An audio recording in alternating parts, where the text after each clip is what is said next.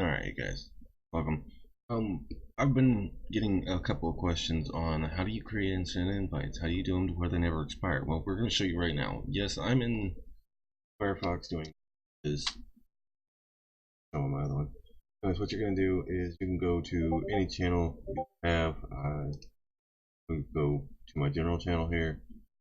Instant invite. You just right click on instant invite. If you're on the web browser, it's going to look something like this.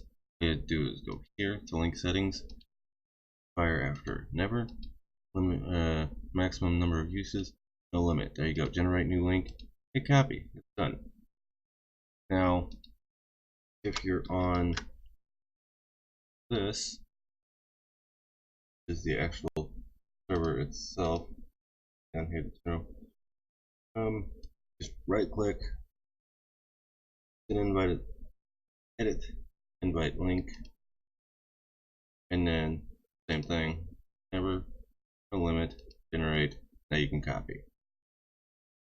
And that's about it. Send it to your friends, send it to whoever you want to. And thank you all for watching.